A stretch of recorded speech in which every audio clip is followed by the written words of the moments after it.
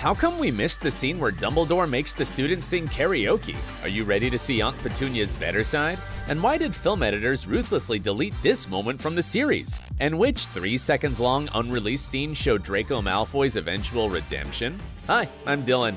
Let's start. Dumbledore making students sing karaoke. In The Goblet of Fire, we see the students of the Durmstrang Institute and Beauxbaton's Academy of Magic doing their performances when they arrived at Hogwarts. But, for some reason, the students of Hogwarts didn't perform anything for their guests. Does this mean that the hosts didn't have to do anything at the beginning of the Triwizard Tournament?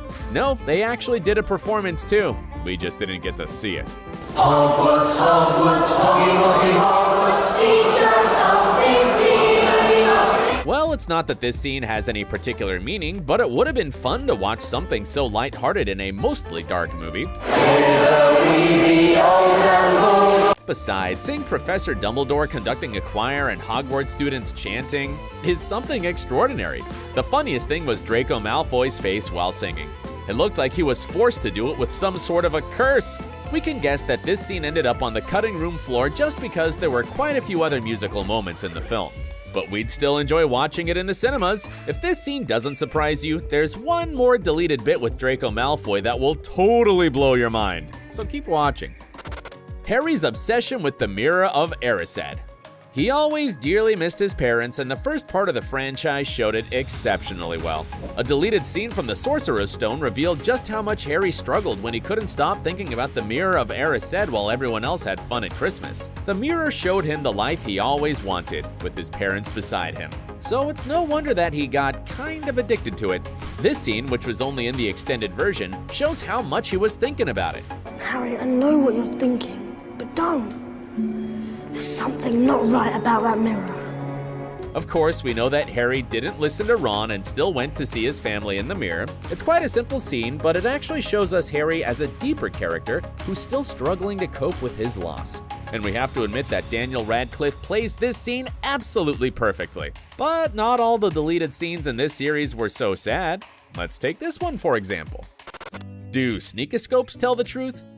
In a deleted scene from The Prisoner of Azkaban, Ron can't stop raving about the magical village of Hogsmeade. He stops when he realizes that Harry wanted to come but couldn't because he didn't get permission from his legal guardians, and also because at that time everyone thought that Sirius Black was looking for Harry to kill him. When Ron finally stops gushing over how great the shops in Hogsmeade were, he gives Harry a present he got for him, a sneakoscope. I got you something wicked at Dervish and Banks. It's a pocket sneakoscope. If there's anyone untrustworthy around, it's meant to light up and spin. It's a magical device that starts spinning and whistling when someone untrustworthy is nearby. Everyone thought it wasn't working because it wouldn't stop spinning when Harry's friends were around. But the thing is, it worked. Scabbers, Ron's pet rat, turned out to be the traitor Peter Pettigrew, who was there at the time, and the sneakoscope knew that he couldn't be trusted. Quite a nice foreshadowing, huh? How much Harry missed Sirius. The Order of the Phoenix had one of the darkest moments for Harry, the death of his beloved godfather, Sirius Black. It was a dramatic moment, but the movie didn't really show just how hard it was for Harry to come to terms with what happened. In a deleted scene, Ron comes to Harry to ask whether he wants to join them for the feast. Feast's about to start. Thanks, Ron. I'm not really in the mood. Including this scene would make the movie so much better. It would give us a much-needed moment to grieve the death of the beloved character, and probably it would also help us cope with his loss a bit better. The scene also shows how supportive Harry's friends are.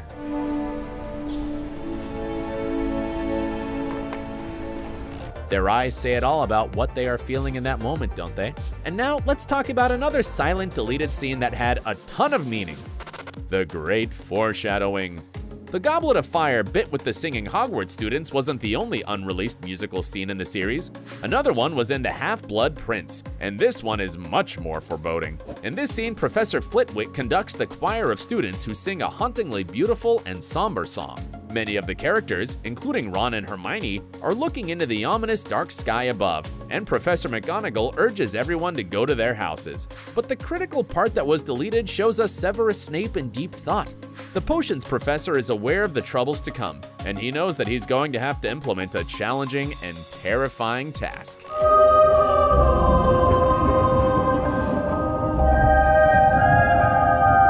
Everything about this scene is perfect. from the gloomy music to the lighting. It creates an incredible ambience and shows us how troubled Snape is by what's going to happen, and it also works very well as a foreshadowing of the dark times. The Dursleys weren't that bad. We all know that Harry's so-called family treated him awfully, but they were still his family, and he wanted to protect them from Voldemort and the Death Eaters. At the beginning of the Deathly Hallows Part 1, they have to leave their house and hide from the Death Lord. In the movie, we don't see them talking to Harry at all, and it actually seems strange that they didn't at least rail at the boy for forcing them to go away. And it turns out that two crucial scenes ended up on the cutting room floor. In one of them, Harry says to Aunt Petunia, who's hesitating to leave the house that she's lived in for 20 years, "They'll torture you. If they think for a moment you know where I'm going, they'll stop at nothing." And Aunt Petunia interrupts him, saying that she knows what they're capable of. You didn't just lose a mother that night in Godric's Hollow, you know. And what she says next will shock you. I lost a sister. It gives us a glimpse into Mrs. Dursley's humane side we never even knew existed. And when Harry says goodbye to Dudley in another deleted scene, his cousin doesn't bully or abuse him. Instead, he shakes his hand with words that show that Dudley's a human being, not a monster. I don't think you're a waste of space. And this awkward but touching moment was followed by Harry's words of farewell. See you, Big D. I mean, I know that with these scenes, the movie would be longer, but wasn't it necessary to show us the only time ever that the Dursleys were actually nice to Harry? Jeez. Deathly Hallows, a bit normalized. The final parts of the series were all dark and gloomy.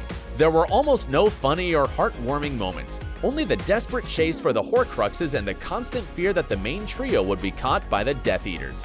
But in fact, one of the parts was supposed to show us at least one scene where the lead characters behaved like normal teenagers. Because I mean, they were still just teenagers despite their mission to save the world. And in this deleted scene, Ron teaches Hermione to skim stones. Yes, you heard that right. In the middle of all the darkness, there were a few moments of light. This scene is adorable, and not just because it shows us the only time Hermione is bad at something. So what, kind of like that? No. It also shows the closeness between the two characters and their growing affection for each other. Just saw him back, then. Can't see why we didn't get to watch just one moment of normality in the Deathly Hallows.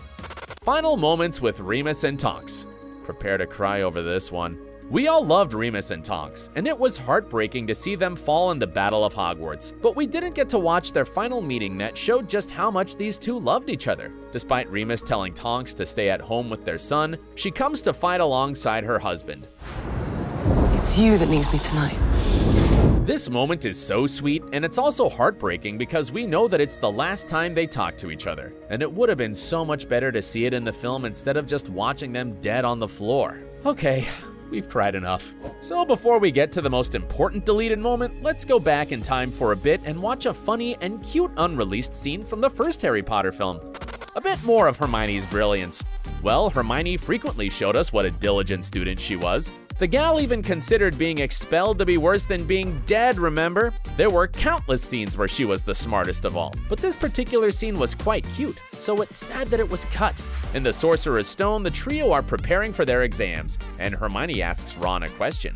What are the 3 most crucial ingredients in a forgetfulness potion? Forgot. Forgetting the ingredients of a forgetfulness potion? Isn't it ironic? Looks like Ron needs this kind of potion in his life, but he has a plan for the exams. And what, may I ask, do you plan to do if this comes up in the final exam? Copy off you? No, you won't. Can you believe how categorical Hermione was in her reply? She'd never want anyone to copy her work. That's how diligent a student she was. And now, let's proceed to the deleted scene that might make you hate the editing team of the Harry Potter movies. Draco's redemption scene. In the beginning, most Harry Potter fans despised Malfoy, but by the end, many of us realized that he wasn't that bad. His parents taught him about the supremacy of pureblood wizards and pressured him to do many things he would never do otherwise. In the final films, we started to see another side of Draco, like when he couldn't kill Dumbledore and when he didn't say that he recognized Harry after the trio was caught. He wasn't a bad person, and he never really wanted to hurt Harry. And this deleted scene could finally redeem him in the eyes of everyone at Hogwarts. Did you even see what happened there? The moment he realizes that Harry is alive, Draco runs to the side of Hogwarts and throws Harry a wand, with which the boy who lived finally defeats the Dark Lord. I mean, Harry didn't even have a wand with him then, right? And you might have wondered where he got one. Well, that's where. Draco gave it to him. Now, we can only wonder why it was necessary to cut this scene. It perfectly redeems Malfoy, and it would only make the film 3 seconds longer. Mind-blowing, right? Which ones of these scenes do you think wasn't important, and which ones should have never been cut? Share your thoughts in the comments below. Don't forget to subscribe to our channel and stay awesome. Thanks for watching.